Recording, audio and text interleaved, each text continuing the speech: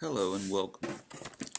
This video will serve as the continuation of Phase 2 in our 2D platformer project, still as of this time unnamed. No idea what I'll call this thing. You can see we have the same thing that we would have started the homework or the classwork with. I did put in this little slash animation.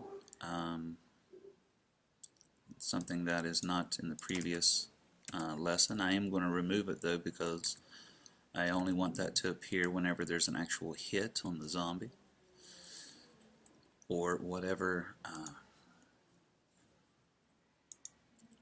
NPC the player character happens to hit.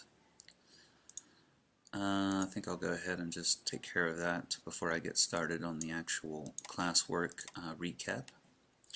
So I'll select my little guy, I'll go into my Playmaker window, switch my, there we go. Alright, so I'll switch to my attack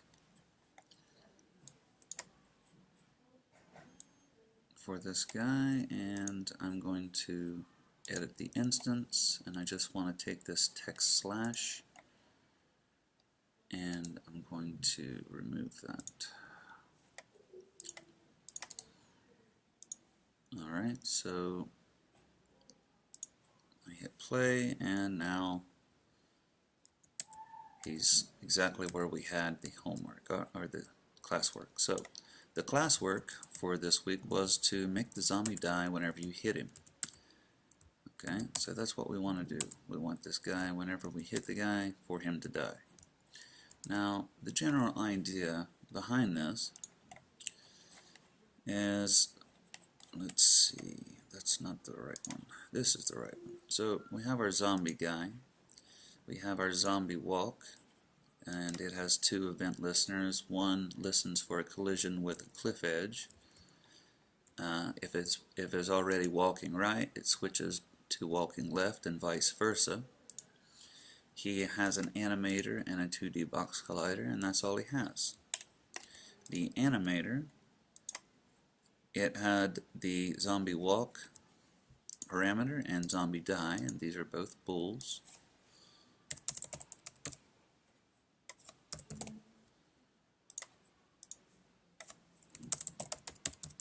Alright, so what we want to do now is enable the functionality to where whenever we hit him, that this zombie die is going to get triggered. So what we want to do is use our box collider to do this. We'll use a trigger collider because that's what we used for the edges.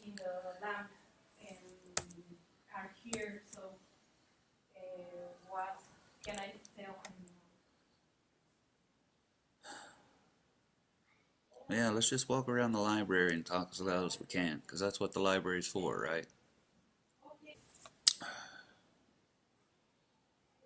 Alright, so what we want to do is use our functionality with box colliders, and we already have the edge colliders for the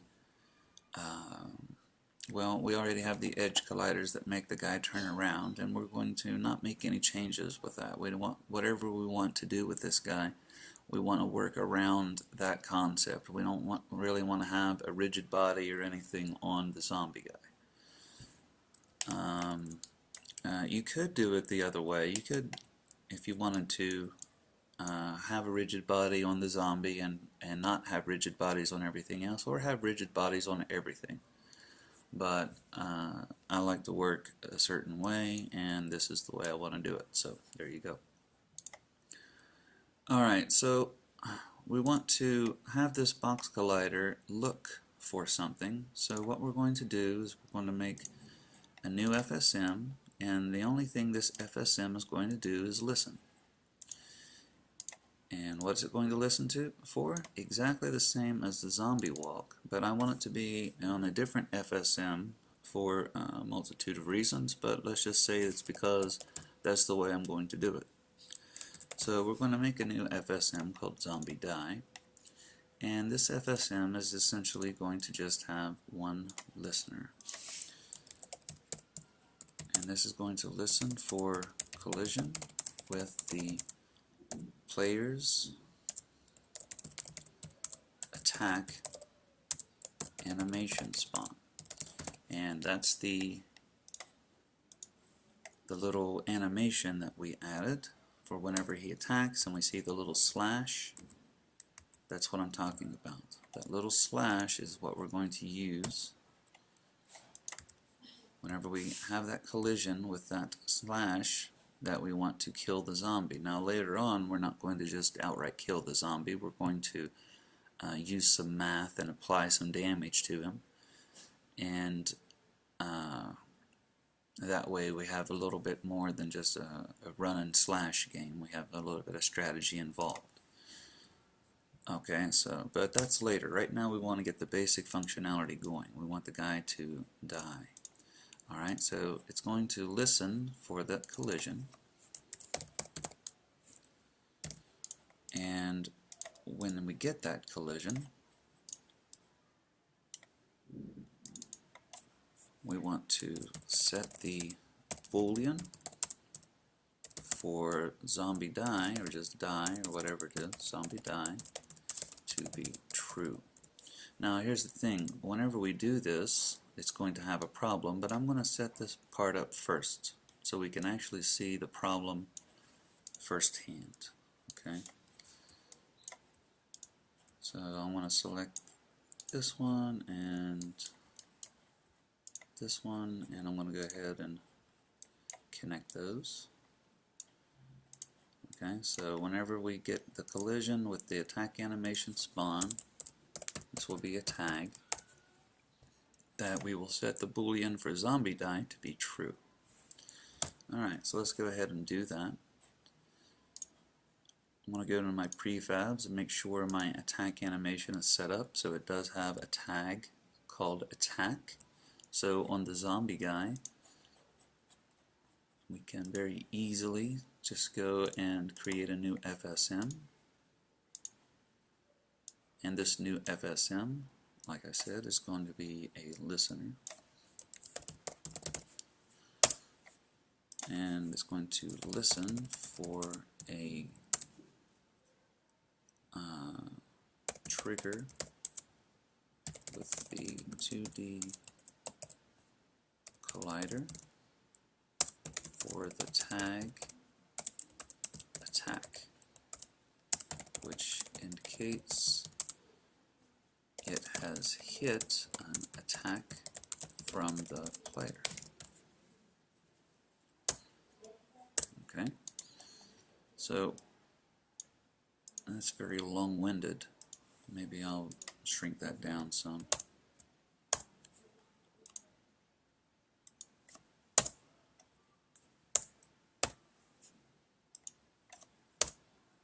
There we go.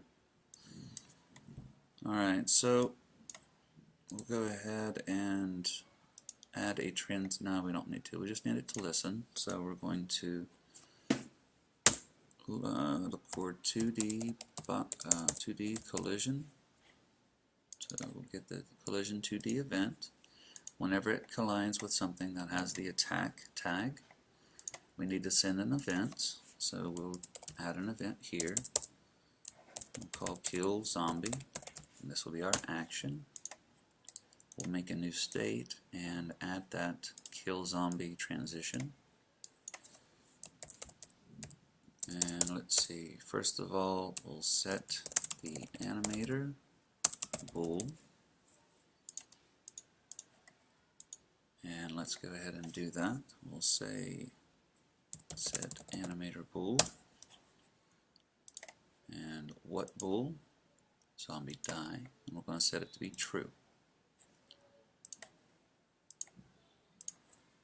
Alright, so that will make the animation for the zombie trigger. Alright, we also need to make sure that our attack, the collider on it, is set to be a trigger, and it is. If you don't set this, it's never going to find a trigger. You would have to use 2D collision event rather than 2D trigger event. Alright, so we can see the listener FSM is in play here. So let's go ahead and kill this guy, and then we'll see our problem. Well, our first problem is it's not working at all. And not sure why, but I'm not going to make this video longer than it needs to be. Let me figure out the problem. Alright, the problem was simple to find. Being an idiot, I went ahead and used the collision 2D event, which is exactly the opposite of what I should have done. I should have been using the trigger 2D event. So I added the wrong event and then went on a long spiel about how you don't want to use the wrong event, and then I had to go back and actually fix it. So you can see, well, if nothing else, you saw that whenever you use the wrong event between the two, collision 2D or the trigger 2D, it won't work. You can't use a collision if the collider is set to be a trigger. You can't use a trigger if it's set to be a collision. So go ahead and remove the collision. I already fixed it with the trigger 2D event. Alright, so let's go see our problem that I was talking about previously. So the guy's walking around. So I hit him and he dies. But you know, zombies are never really dead. They keep moving. You chop off their heads, they keep moving anyway. It doesn't really matter. But that's not really what we want to do. We want this guy to actually stop. Okay, so we need to go in and make sure, first of all, because there was a little bit of a delay, it seemed like. Maybe it was just my imagination. But whenever you're doing this, if there's a delay on the death, you need to make sure that has exit time is not checked from any transition going to die. Because if it is, it's going to make sure that this first animation finishes before it goes into the other animation, and that's going to cause a small delay. And it doesn't usually look very good unless you're having some kind of delayed reaction to something. I don't know.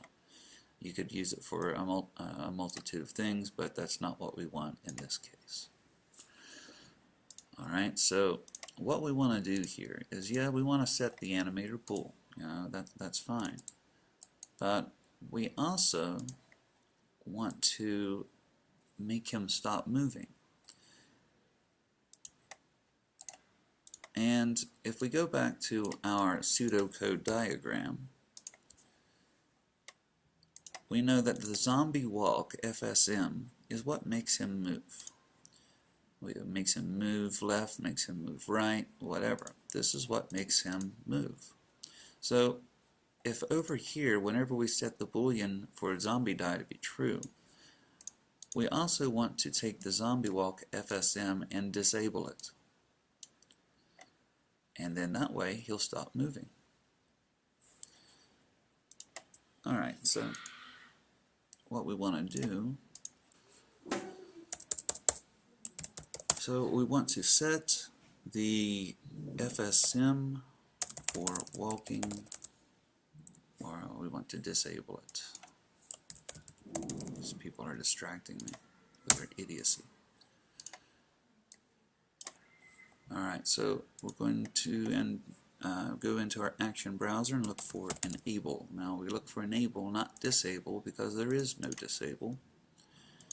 Enable is disable and enable. You just choose which one you're going to do with the little checkbox. Okay. So the FSM that we're going to be working with is movement logic. Oh, wait a minute, sorry, that's not right. It's zombie walk. So we're going to disable zombie walk. We don't want to reset on exit. We don't want this to actually reset after we exit this. Okay, we're going to apply it to all of the prefabs of the zombie. make sure it's not only going to apply to just this singular zombie, but for all zombies that we make. Okay, and that's it. So let's go and make sure that this works. And he stops walking and falls down. Now there is a little bit of a problem that's going to drive me crazy, and that's the fact that whenever he dies, you can see as he's walking, his feet are obviously walking on top of the ground, but whenever I kill him, it's like he's levitating. And zombies don't levitate. So what we want to do is actually move him down a little bit. Now let's see how much to move him down. Alright, so let's select our zombie. We can take a look at his Y value for position. It's 1.84. When we kill him, it remains the same, but we want it to move down a little bit. Alright, so we can pause this, go into our scene,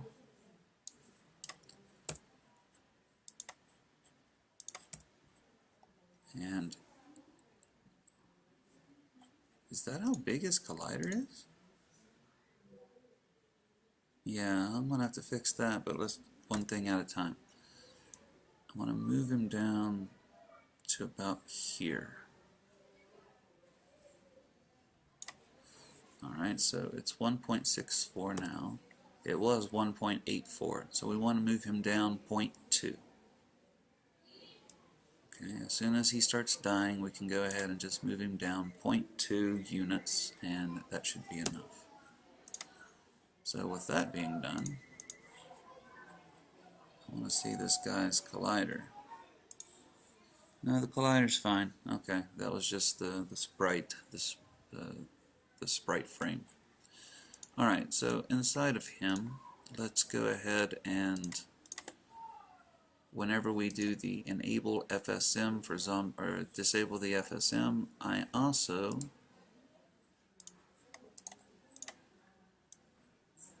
want to go here, and I'm going to use this to move down for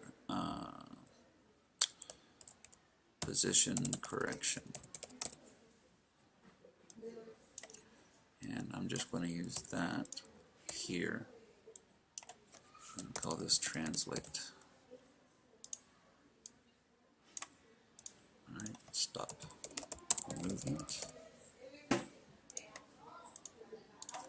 Start animation.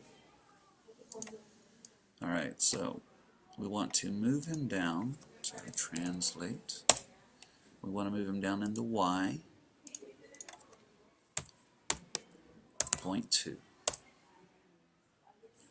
Space self, per second no, every frame no. We just want to move him down just once. Apply that. And let's see what it looks like. Oh, I moved him the wrong way. Okay. Alright, so we need to move him down negative 0.2.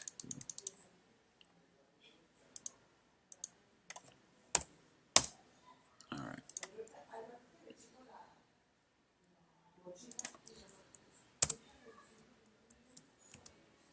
There we go. Much better. So now he looks like he's actually lying on top of the ground. Alright, so that encompasses everything that we wanted to do for the class work. Okay, so let's move on to the next part. First of all, let's actually name these FSMs. Never leave an FSM named FSM, and it doesn't really tell you what it's for. So we'll call it Zombie Die, not Zombie Der, Zombie Die. Alright, so the next thing we want to do is, well, we have the zombie dying. What about the player? The player should probably die whenever the zombie touches him. Now later on we're going to add, health points and a health bar and all these things. But for now, we just want to implement basic functionality for the die animation to play. The problem with that is if we go into art assets, and I'm sure that I left it here, I do have a player die animation, but the player die animation doesn't actually exist inside of the asset package. I had to construct it from the sprite sheet that I had. Alright, so I'm going to select this guy. Let's go into our animation window.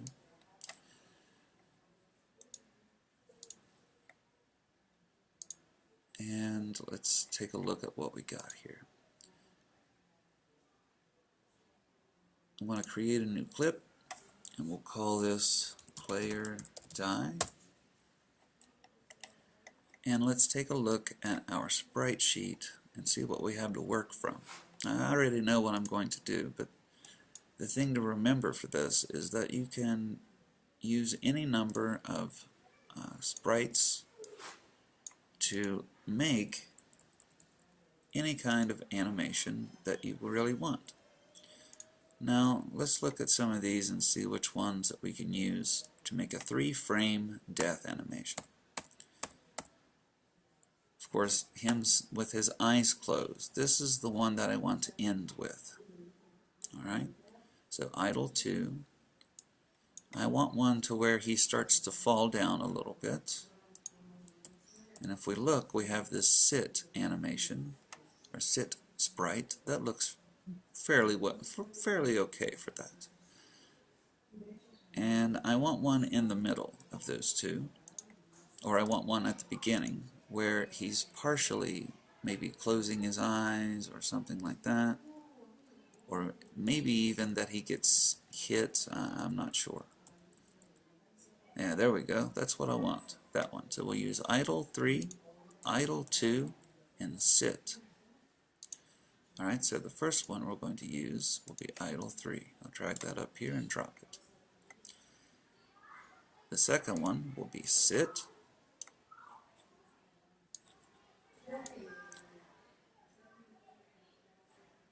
And let's make sure I get the spacing right. The best way to do that is just do it right from the start. So I'll select idle 3, hold Control or Command, then select sit, then select idle 2, drag that up, and it's all in the correct order. So I hit play, and we see what we're going to end up with. Now, obviously it's a little bit too fast, so let's drop this down, maybe 6.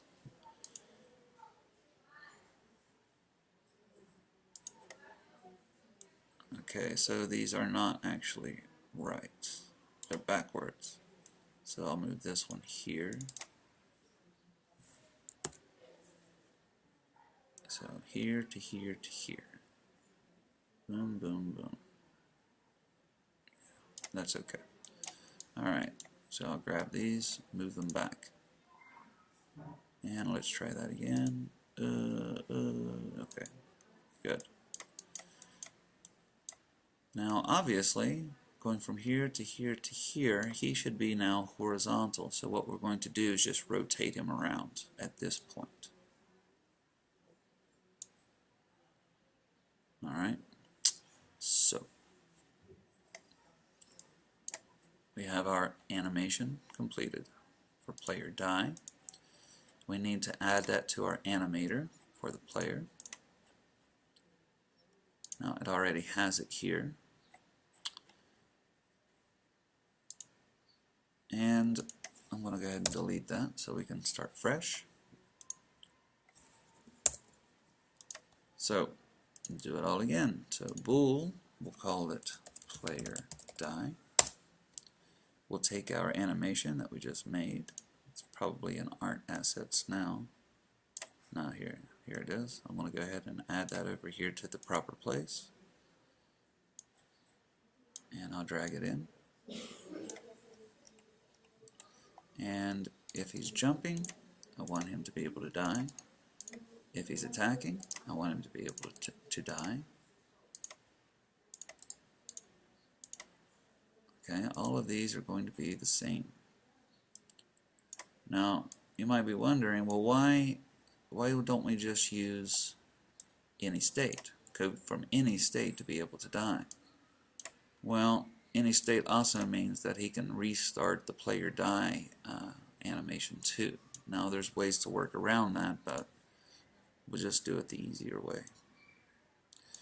Now we can see that there may be a slight problem later. Let's go ahead and fix it now. If we select the player die, we can see that by default it's selected to be a looping animation. Now it's not. It should not be a looping animation, so let's uncheck that. Alright, so in our animator now, let's set all of this stuff up.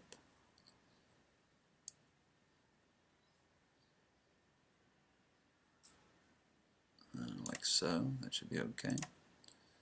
So if player die is true, he dies. And let's fix this one.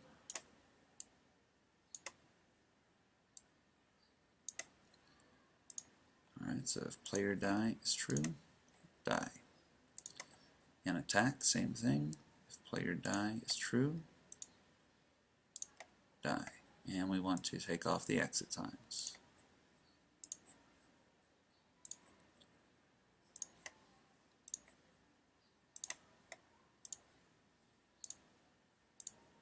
Alright, so we need one for player walking as well.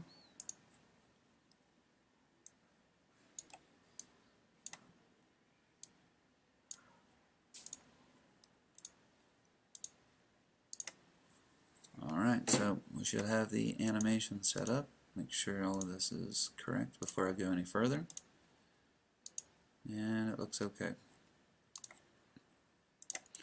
Alright, so this is what we want to do here. We're going to use the same functionality that we have here for killing the zombie. But what we're going to do is we're going to continue to listen for this, but we also want to listen for a collision with the player.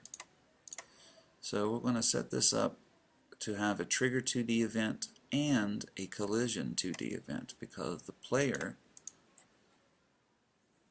is not set up. That's weird.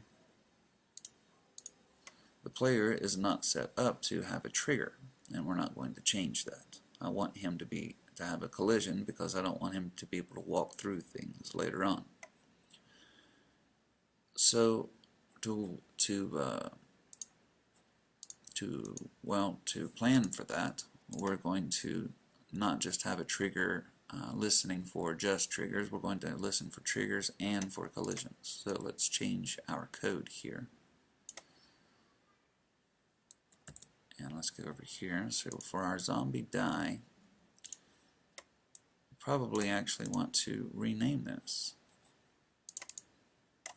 zombie logic.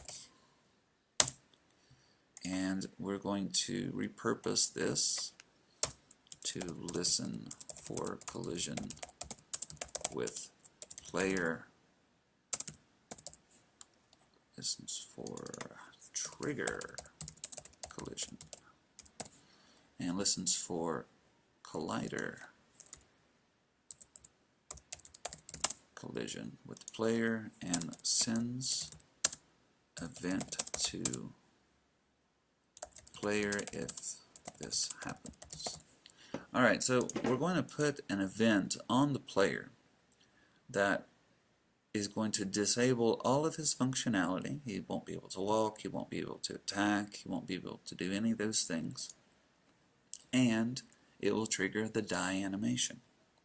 And it's going to be triggered whenever the zombie collider touches the player. Okay? Now this is going to lead to its own little problems, but we'll get to those. We'll cross that bridge when we get there.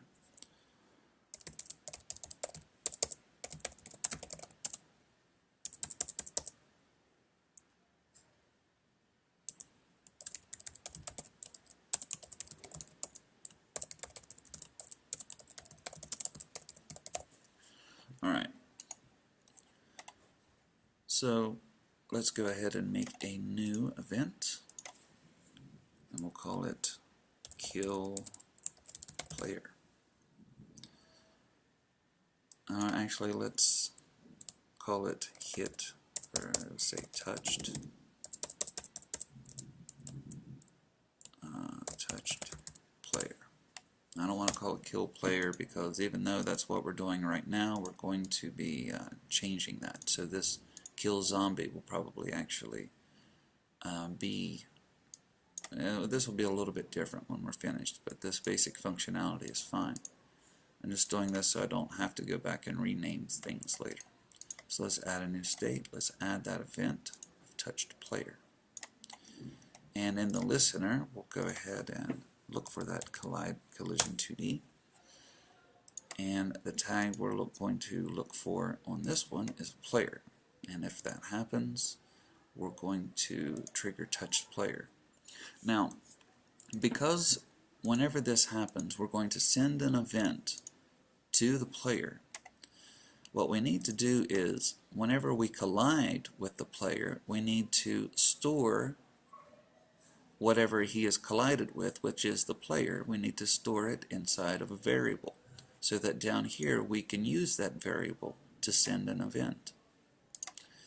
Alright, so we're going to go over here and create a new game object variable, and we'll call it player collided. I don't know what we say. What do we want to call this? Yeah, I guess we'll just call it player. It's fine. I don't really like calling it just player, but whatever. So we're going to store the collider in that variable whenever we touch it. So whatever we touch, we're going to, if it's the player, we'll take the game object of the player and store it as a variable. And then down here, we can do send event. And what is the event? Well, what's the target? Well, the target is not self. It's a game object FSM. And we're going to specify the game object. The game object that we want to use is the player. Alright, so we want to send an event to the player. And we'll just call this, and we need to have an FSM set up for this. So let's go ahead and just apply what we have, which apparently this is fine. Okay, so let's go to the player and make that bit of functionality. Okay, so for our player, let's make a new FSM.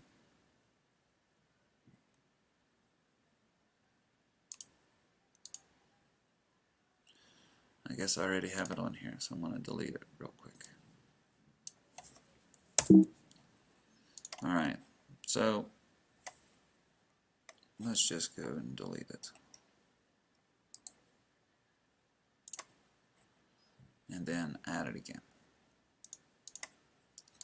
Alright, so we're going to call this, like you just saw, we're going to call it death logic.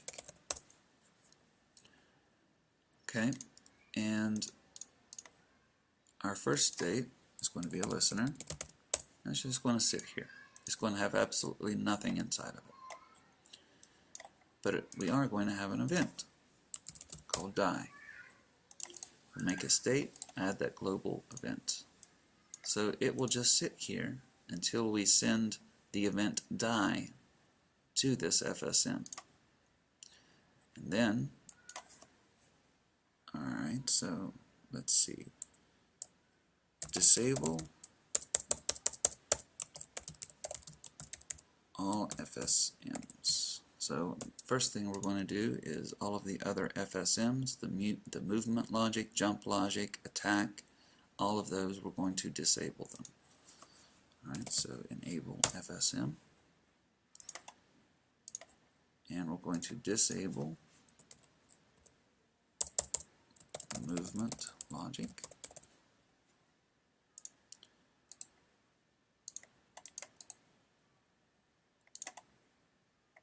We're going to disable jump logic, and we're going to disable attack.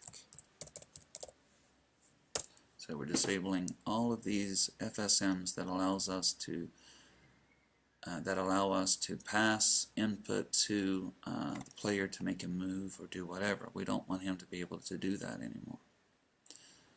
Alright, so before going any further, let's go ahead and test this out as far as what we have now.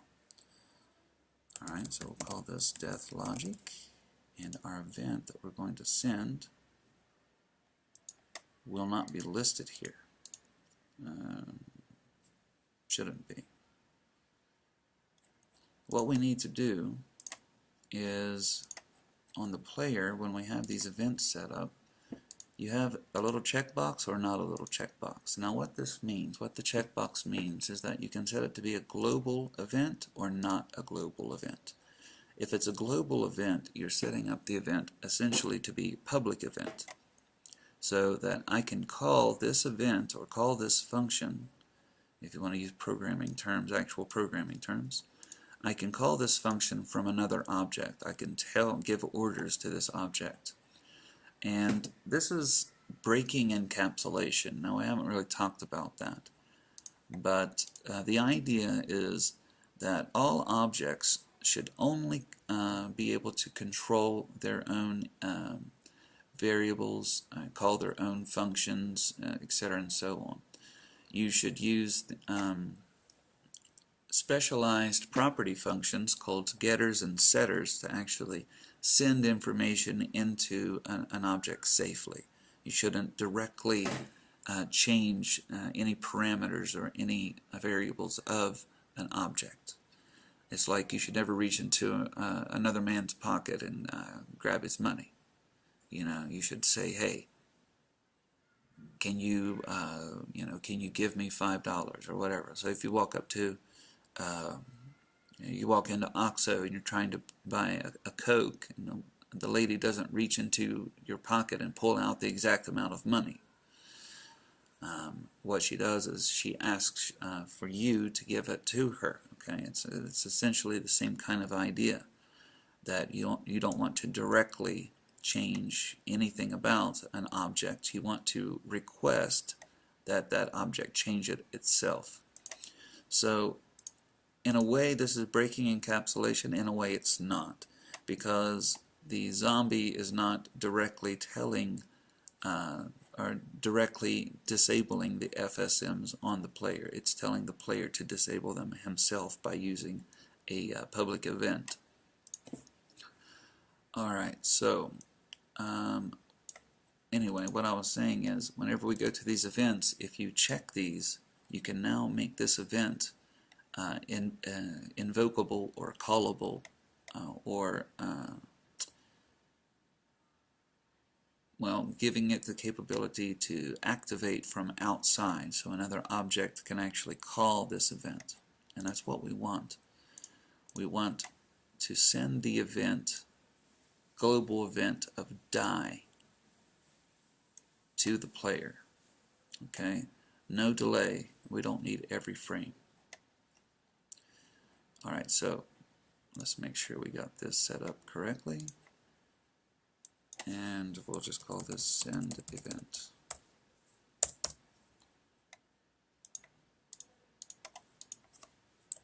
To player. Alright, so if this works, what should happen is, once the zombie touches me, or touches the player,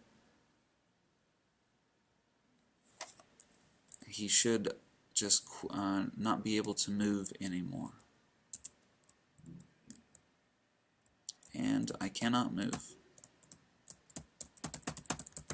Okay, so that part works. So now what we need to do is make the animation happen. So I'll select the player, and let's go into our die event. Let's add a state, and we'll add the finished, so once that's finished it can just jump down here automatically. And inside of here, let's go ahead and play that animation. So we'll set animator bool. Let me double check to make sure I get it right. It's player die. So we'll set player die to be true. Alright, so now the animation should play whenever I collide with him.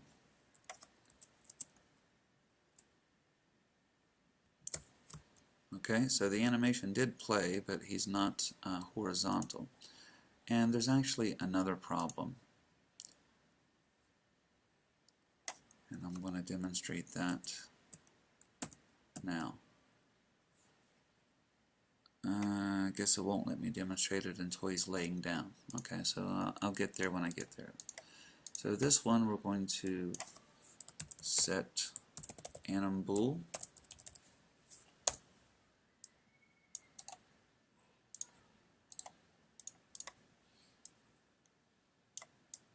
And you know, if you're wondering, could I put all of these in one state? Yes, I could. But then my description would be rather long, and it would, I mean, if you have a flowchart, you should take advantage of having a flowchart, right? You should have each state do a very specific thing. Okay, whenever you're programming using functions and stuff later, whenever you actually start coding, for those of you that plan to, you need to keep that in mind. Don't make functions that do 10 or 20 different unrelated things. Make them do very specific things, and that way you can make all of your code modular so that you can reuse certain functions whenever you want. If you make one function do a lot of things, I mean, it may seem like you're saving time, but you're not, because later on, whenever you have another function, or you make some kind of functionality that would use only a part of that function, but the rest of it wouldn't use, now you have to actually remake the function to repurpose it for that specific new function. So if you would actually just make every little command to be a little module that you can call any time, that way you won't have to remake your code over and over all the time. You can just do it one time and be finished with it. And that's the idea of whenever I make flowchart programming as well. I want this to do a very specific thing, and even though this has 3 different commands, they are all enable FSMs. Now I don't always do this, but I try to. I try to do it as much as I can. Alright, so setting this bool, and then we want to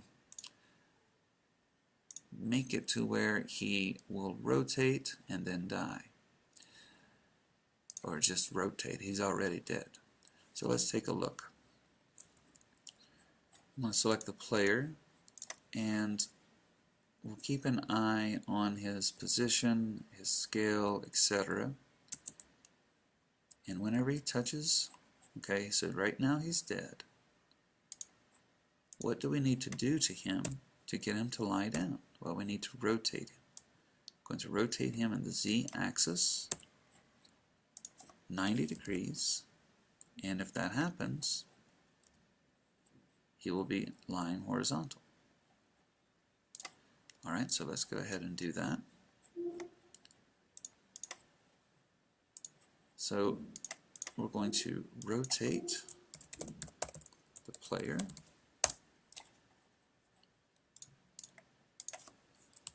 to simulate lying on ground. Alright, so rotate.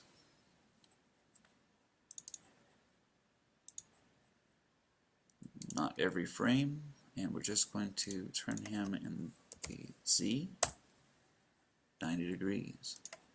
Let's go ahead and test that a little bit.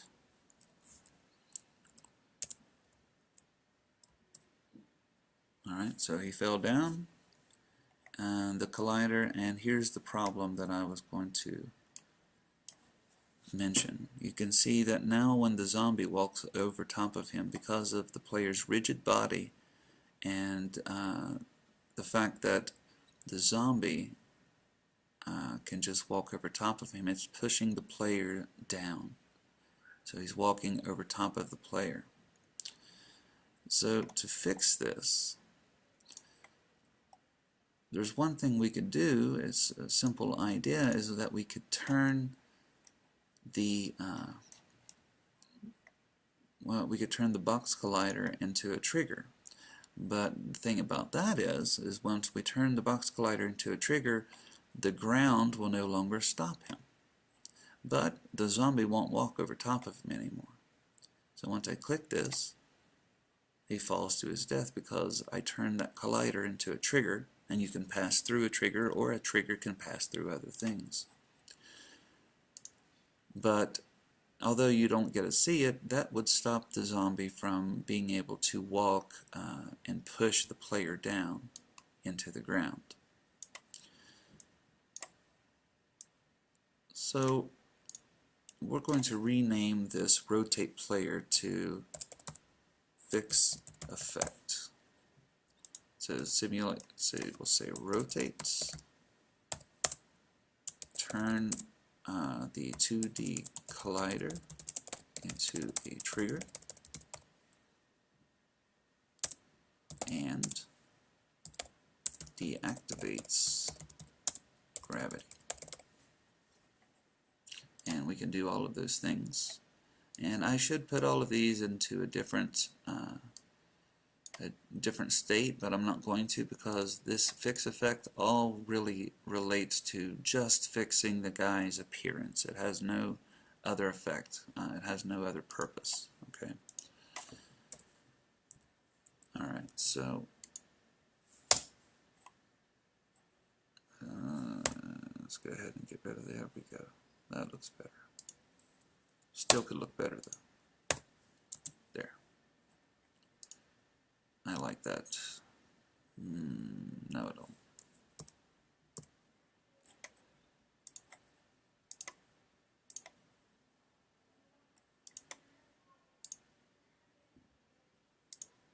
Alright.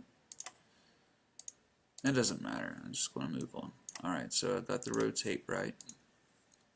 And what we're going to use now is set property. Now this is a very, very useful function. What this allows us to do is to take any of these properties off of just about any component that we want to, and enable or disable, or to set it to be a number or whatever we want. You can even bring in scripts. Shut up. You can even bring in scripts and use public properties, public variables to use, and change those from using the set property action inside of Playmaker. What we're going to use it for is we're going to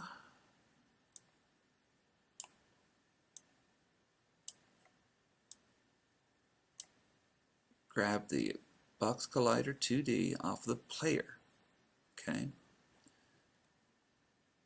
We're going to take the is trigger and we'll set it to true. Now you could also use this function, set collider 2D is trigger, and just do that if you want to. But set property, this is a very, very malleable function. You can use it for lots of different things. So everything that I did here with this one, I can do the same thing here. So since I already have this one set up with another function, I'm going to look for gravity. Now I can use set gravity or use gravity or set gravity 2D, any of those functions. And I can also use the set property function if I want to. Grab my rigid body and drag it over here. Property that I'm going to set would be, if I can find it, gravity scale, and set the gravity scale to 0.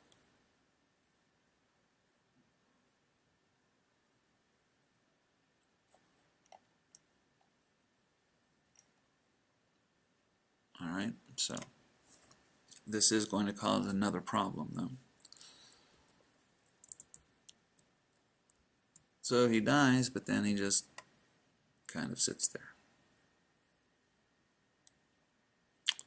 So he does go horizontal. He no longer blocks the zombie, but he doesn't really fall to the ground, and we really want him to fall to the ground. So let's see how to fix that problem. I need to pause the video for just a moment, and then we will fix that problem. Okay, I've now resumed. Probably was just a hiccup in the video as far as you could see. Had to reboot, running a little slow. Okay, so let's see, what were we doing? Oh yeah. Alright, so this is a this is one way you could fix it, but instead of doing this part and this part immediately, you would definitely want to do the rotate first. And we could add another state and do a finished.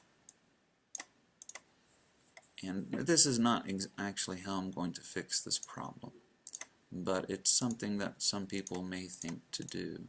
You say, well, I'm going to rotate the guy, and you know what? No, I'm not going to do that.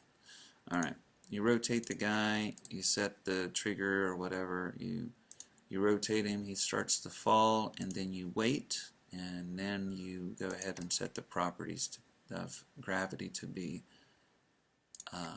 false, and so that gives him time to fall a little bit. But the problem with that is he might end up in the middle of the ground, he might end up floating in the air. It just depends on where he dies.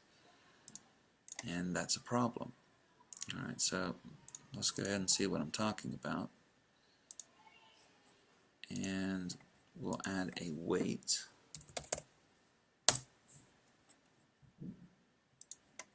And let's wait maybe 0.1 or 0.1. And finished. Make sure it's real time. Or maybe we can just wait, maybe 0.5, half a second, and let's see what happens. So we run, we jump, oh, and then he slowly descends to the oblivion. So our gravity scale is set to 0, and he's actually shouldn't be moving down at all. So let's see what happens if he just dies in the middle of the platform. So on first glance it looks like it may be working correctly, but it really isn't. As we saw before, if he dies in midair, he's just going to continue to proceed down. I think that was just a bug. Maybe here we go, and he's just going to rest high on that mountain. So what we want to do instead of that, instead of doing the weight and doing the properties and all this, we do want to have this set property, and we do want to have this trigger. But what we want to do here is we do want to rotate. But instead of doing a weight, instead of doing all this other stuff, we're going to add a listener, just like we did for jump. And let's add, no, we don't need to do that. Let's add another state, and then link it down here. Okay, and we'll call this listener. Let's call this death listener. And it'll say waits for ground contact.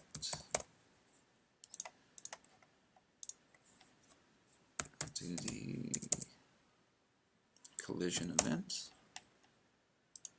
and we're going to wait until we have something that's grounded. Let me make sure that that's the right one. Grounded, yes, okay. So once we hit grounded, then we'll do finished. Actually, I'm going to make a new event and go next.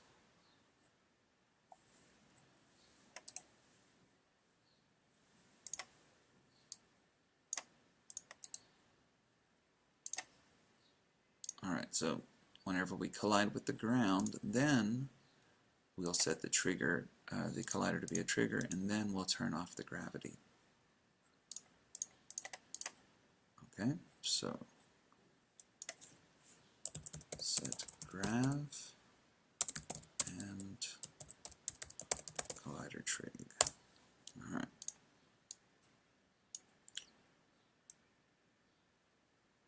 Should work. I haven't tried it yet. Let's give it a try.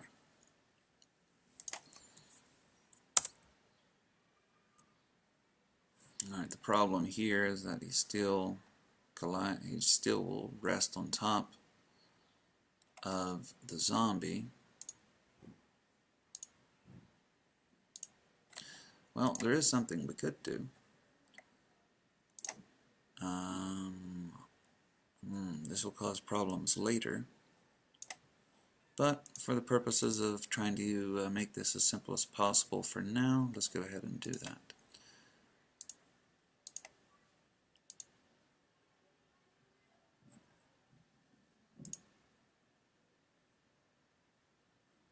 No, because then the zombie is just going to keep walking too, I think. Let's see.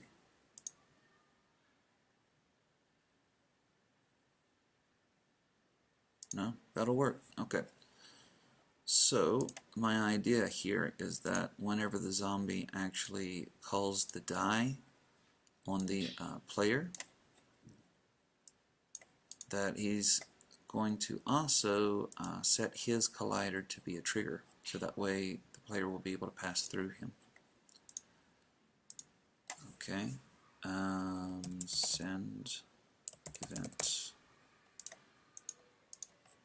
Alright, so I want to send the event, but I also want to set collider 2D as trigger on this guy. So move that to the top, and let's see how that works.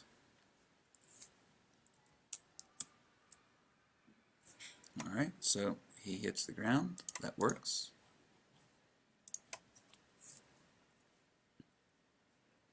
Let's see what it looks like whenever it's on ground-to-ground contact and the zombie passes through him. No problem. Alright, so let's go ahead and apply that to all instances. Same thing over here.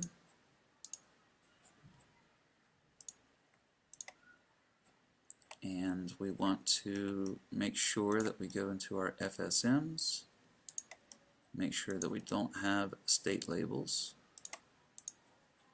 for the zombie and the player.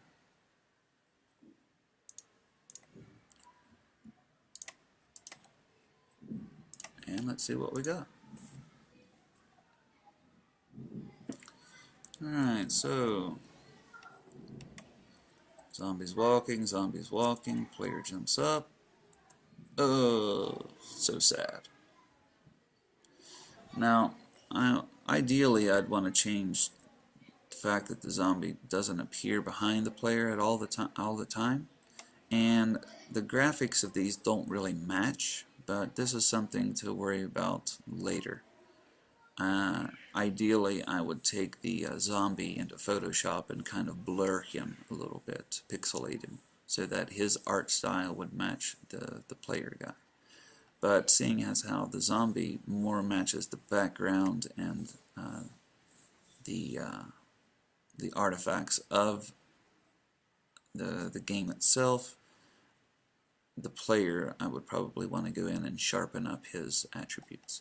But it also keep in mind that the way I'm designing this is meant for a mobile game, and it's going to be marginally pixelated anyway. So, but this is just me rambling about the art that I chose to use here. Alright, so that pretty much finishes up what I wanted to accomplish in Phase 2. We got basic functionality for the player, basic functionality for the zombie characters, or really any NPC that we want to throw at it later on. For the next phase, what we want to do is have something less than just simplistic, hey, you die as soon as I touch you. You know, we're not playing tag. Whenever there's contact with attacks or whatever, there should be some way for the player to survive more than one hit or something. So what we want to do is to give the player a health bar so that he can take more than one hit from the zombie, and that each time he gets hit, it reduces some of his health once his health has been completely, well, once his, you know, once his health has been completely drained, we want to go ahead and kill him with the death effect that we have now instituted. But that is for Phase 3, and we'll get to that one next week. So go ahead and finish up implementing the player's death for the homework, and then we will start talking about programming logic and programming math next class and next week. Alright? So, I hope you learned something. I hope your projects are going swimmingly, and I'll see you in class.